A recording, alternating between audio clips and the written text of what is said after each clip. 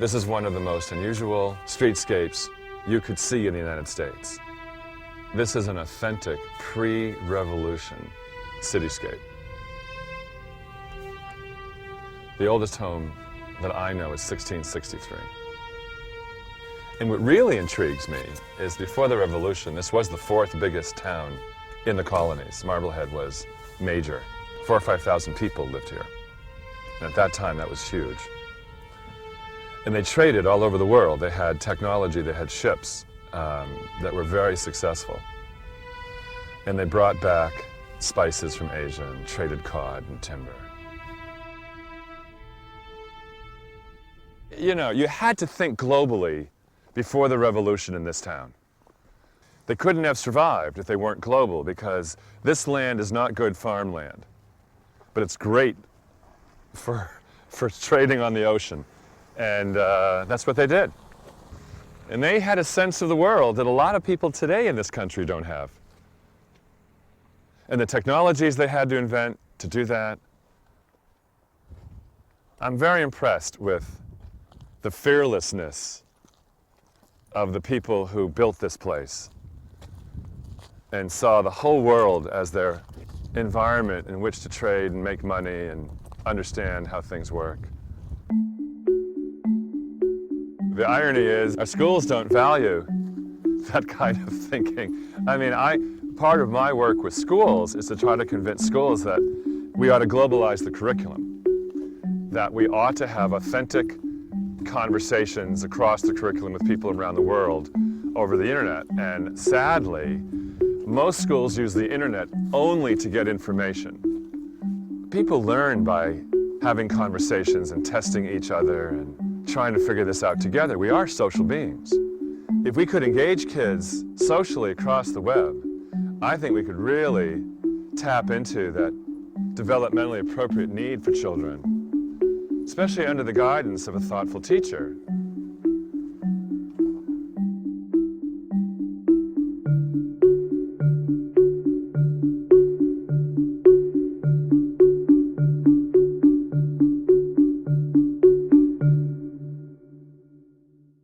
But one of the things I think is critical is that kids need to make a contribution. In fact, going back to the days of this town, when you were 10 years old, you went to sea. And you were an apprentice, you were working, you did not go to middle school or high school in this town in the 1700s. There was no such concept. Well, what we did, I believe, over time, and the irony is technology did this, because we invented all kinds of machinery, we don't need kids working anymore. And so we robbed them of their sense of making a contribution to community. I think one of the breakthrough ideas is to change the concept of the learner into someone who becomes a contributor by doing their work, which means we have to redefine the work.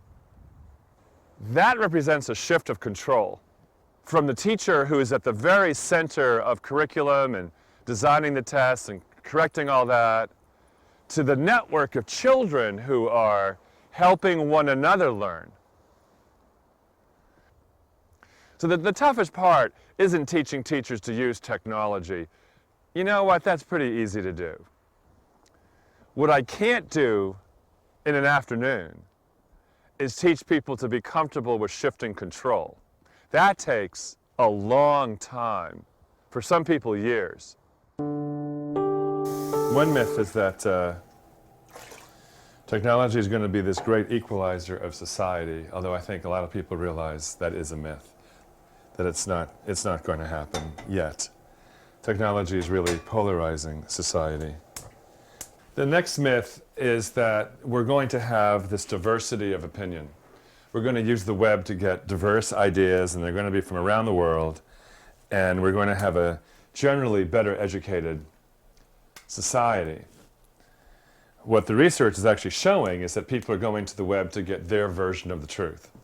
Like Fox News or the Huffington Post, the more outlets we have, the more people will only get their version of the truth, and everybody will think they're right. The next myth is that overall technology is just going to make kids smarter. And I think it's a big distraction for a lot of kids. You know, video games and this plagiarism has skyrocketed where kids are just cutting and pasting and they want to get things done really quickly. They think technology is a solution for that.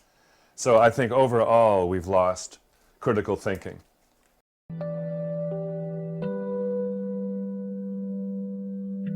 We're operating, I believe, under some great ideals. The technology is really going to improve society, but the actual practice is far from that. Which means that we better identify some critical skills in schools that we want kids to really have. Here, let me just take care of these lobsters for a sec. Hang on.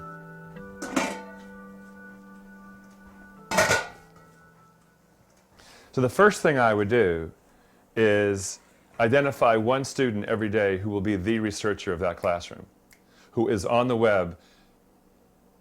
But it's not enough just to be on the web. They have to be taking those web addresses and putting them in the search engine designed for physics, chemistry, and literature. So when you leave, you have access to all those resources. So every day there's an official classroom researcher. The second skill in classrooms, I think, is to be reflective as a learner. You reflect on your learning, you ask questions, you get a body of work, not just individual assignments, but a body of work. And you try to figure out, what have I learned over time, and what do I need to learn next? And because we want to prepare people to be lifelong learners. There's a teacher in Maine who taught me this, a guy named Bob Sprankle. Every week in his second, third grade classroom, kids create a podcast which reviews what they learned the week before. And there's a team. There's a writer, a producer, an editor, a mixer, and they have a camera and they have an audio recorder. And all week long they collect this raw footage, B-roll, and they put together a podcast at the end of the week that tells the story of what the class learned. And that's in iTunes, and all the kids can download that into their iPhone or their iPod. They can go on a DVD, it can be at home on a web. We can also have the collaborative writing team, that with Google Docs and other collaborative writing software, lots of people can be writing in the same document, but from different machines and across time. So I've seen classrooms. I have this friend in Canada who taught me this. He teaches calculus, and every day there's the official scribes, and they make sure they get the notes right. At the end of class, the whole class looks at the notes together to make sure those notes are accurate. So we have the official research team, we have the official curriculum review team, we have the official scribe team in every classroom. In addition to that, I would teach kids really good research skills so they're finding assignments in the subject they're taking, but from teachers all over the world. So for example, the other day I was with this great school and a student had found a book trailer in YouTube. The teacher had never seen a book trailer. A book trailer is the trailer of a movie that hasn't been made yet. And the teacher loved the idea, and the class actually engaged in that kind of design, creating this book trailer of text and an image, text and an image, text and music underneath. So here's an example of students researching the kinds of assignments they'd like to do rather than the teacher coming up with the design of an assignment. So we're going to unleash all kids to be researching assignment design across the web. I want the myths to be wrong. I want to destroy the myths. And when we discover that schools are blocking almost every powerful social tool we've got, can we get out of the constraint of filtering to a level where we still protect kids on pornography but open up this range of social tools that Barack Obama used for president? So when you add these jobs up, from global communicator to global researcher to tool builder with the search engine to internal collaborator with Google Docs, this is exactly the kinds of skills that are essential in the workplace. So what we're doing is we're moving from a model of teacher as boss, which is an industrial model, that you're told what to do, when to do it, how to do it, where to do it, to a model of worker as collaborator, as someone who's self-directed, someone who understands how to do their own research. They don't have to wait to be told to go to staff development. They are lifelong learners. They are empowered. They're constantly adding value. So this model of students having work is in exact alignment with the 21st century workplace.